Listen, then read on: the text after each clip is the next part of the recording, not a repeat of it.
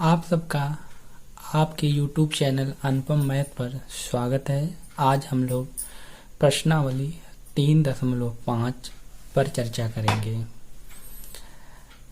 Question शुरू करने के पहले इसमें एक नया सूत्र है, ब्रज गुणनखंड विधि। तो इस सूत्र को कैसे बनाते हैं ये सीख लेते हैं। तो यहाँ पर दो व्यापक समीकरण होंगे जो आपके पास है, एक है और ये दूसरा है। तो क्या करेंगे कि सबसे पहले यक्स होता है ए एक्स बी वाई सी, ऐसे यहाँ पे 2b2y प्लस c2 बराबर 0, इसे व्यापक रूप कहेंगे। तो यहाँ पर यक्स ले लेंगे और यहाँ से y ले लेंगे और यहाँ से c से 1 ले लेंगे। अब इसके नीचे यक्स के बाद क्या आएगा, ए यक्स के बाद क्या आएगा बी वाई, यानी यक्स के बाद क्या आएगा वाई। तो वाई के गुणांक को यहाँ पर लिख लेंगे b1 अपान b2, और b1 के बाद क्या आएगा c1 अपान c2, फिर c1 अपान c2 के बाद क्या आएगा a1 अपान a2, और a1 अपान a2 के बाद क्या आएगा पुनः b1 अपान b2। यहाँ पर देखते हैं स्टार्टिंग में b1 अपान b2 है और लास्ट में भी b1 अपान b2 है। अब क्या करेंगे, यहाँ पर बराबर भी लगा सकते हैं। तो लिखेंगे यक्स बटे, ऊपर से नीचे चलेंगे तो ये क्या होगा b1 इंटू c2 माइनस, नीचे से ऊपर चलेंगे तो ये होगा b2 c1 बराबर, ऐसे y बटे लिखेंगे, पुनः वही काम करेंगे, ऊपर से नीचे आएंगे तो c1 a2 है माइनस, नीचे से ऊपर जाएंगे तो c2 a1 बराबर लगाएंगे 1 बटे, फिर नीचे से ऊपर जा रहे हैं तो a2 b1 और ऊपर से नीचे आएंगे इसी क्रम में तो a1 b2 होगा। तो ये ब्रज गुणनखंड विधि कहलाएगा। इससे हम लोग यक्स y का मान निकाल सकते हैं। इसके पहले यक्स और y का मान विलोपन विधि तथा प्रतिस्थापन विधि से निकालना सीख चुके हैं। इसमें कुछ प्रतिबंध और दिए हैं जो यहाँ पर दिया गया है। क्या है, a1 upon a2 not equal b1 upon b2, अगर ऐसा है तो अद्वितीय हल होगा। दूसरा है a1 अपान a2 बराबर b1 अपान b2 बराबर c1 अपान c2, यानी तीनों बराबर हो तो अनेक हल होंगे। अगर तीसरा है a1 अपान a2 बराबर b1 upon b2 not equal c1 upon c2, तो इसका कोई भी हल नहीं होगा। प्रश्नावली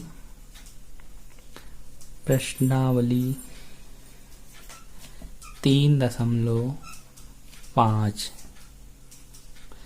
इसका पहला प्रश्न कह रहा है, निम्न रैखिक समीकरणों के युग्मों से किसका एक अद्वितीय हल है, किसका कोई हल नहीं है, या किसके अपरिमित रूप से अनेक हल हैं।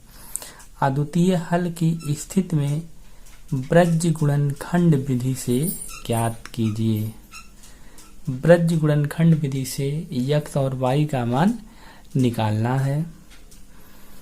तो इसमें पहला सवाल दिया है यक्स माइनस 3y माइनस 3 बराबर 0। अगला दिया है 3x माइनस 9y माइनस 2 बराबर 0। इन दोनों समीकरण में तुलना करेंगे। तो व्यापक रूप से तुलना करेंगे तो a1 1 है क्योंकि x का गुणांक 1 है। b1 क्या है -3 होगा और C1 क्या होगा, ये भी -3 दिया है।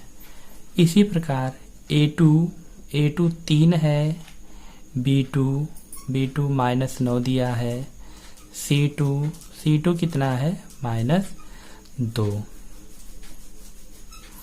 अब इसे हम लोग बटे के रूप में लिखेंगे, अर्थात A1 अपान A2, तो कितना है, A1 3, A2 कितना है, 2। इसी B1 कितना है, -3, B2 कितना दिया है, -9। यहीं पर हल कर लेंगे तो ये 3 इकन्ने 3, 3 त्रिका 9, कितना आ गया, 1/3। आगे दिया है C1 अपान C2 कितना दिया है, -3, और C2 क्या है, -2। अब इसे लिखेंगे A1 अपान A2 बराबर B1 अपान B2 बराबर C1 अपान C2। यहाँ पर देखते हैं A1 अपान A2 और B1 अपान B2 का मान 1/3 और 1/3 है, लेकिन C1 अपान C2 का मान -3/-2 है, इसलिए ये नॉट इक्वल हो जाएगा। मतलब B1 upon B2 not equal C1 upon C2। इस प्रकार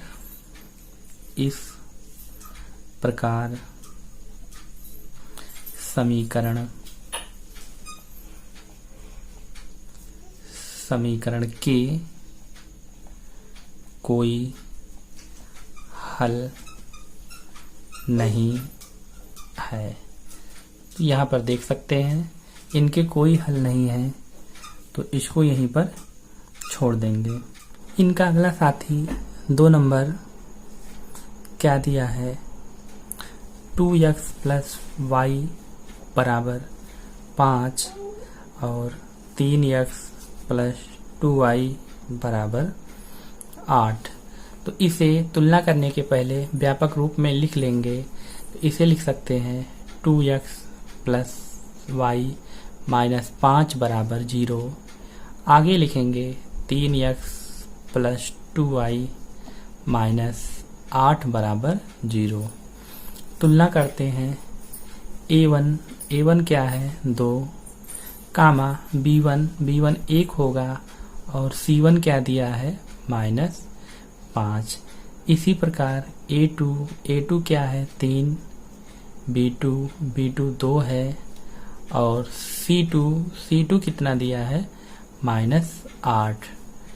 अब इसे हम लोग बटे के रूप में लिखेंगे, 2/3, 1/2 और -5/-8।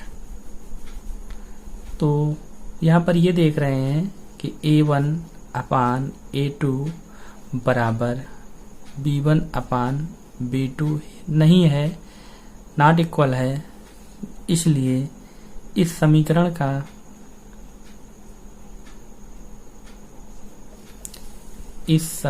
का अद्वितीय हल है। जब अद्वितीय हल है तो इसे हम लोग ब्रज गुणनखंड विधि से हल करेंगे। सूत्र ये है, यहाँ पे मान रखते हैं B1 कितना है, 1 गुणे C2 क्या है, -8, आगे माइनस है, B2 2 दिया है, C1 कितना है, -5 बराबर y/C1 क्या है, -5 गुणे A2 कितना है, 3 माइनस C2 कितना है, -8, आगे है A1 कितना है, 2। इसी प्रकार यहाँ पर देखते हैं A1 2 है, B2 भी 2 है, A2 3 है, और b1 1 है। इसे थोड़ा सा और हल करते हैं। इसे लिखेंगे -8 होगा और ये +10 हो जाएगा बराबर y बटे यहाँ पर -15 और यहाँ पर 8 दूनी 16 माइनस माइनस प्लस। ऐसे यहाँ पे चलते हैं 1/4 -3 इकन्ने 3। अब इसे हम लोग ऊपर देखते हैं x बटे, इसे हल करेंगे तो क्या आएगा 2 बराबर y बटे 16 में से 15 घटाएंगे तो 1 आएगा। आगे क्या है 1/1 बचेगा, 4 में से 3 जाएगा तो 1 बचेगा। अब x के मान के लिए चलते हैं। x के मान के लिए, x के मान के लिए इसको और इसको साथ में लेके चलेंगे तो x बटे 2 बराबर 1/1 तिरछा गुणा करते हैं तो x बराबर क्या आएगा 2। ये हमारा पहला हो जाएगा x का मान। अब y के मान के लिए चलते हैं। y के मान के लिए y को y बटे 1 बराबर दोबारा 1/1 लेकर ही चलेंगे, तिरछा गुणा करेंगे तो y बराबर क्या आएगा 1। वीडियो पसंद आए तो लाइक शेयर सब्सक्राइब करें।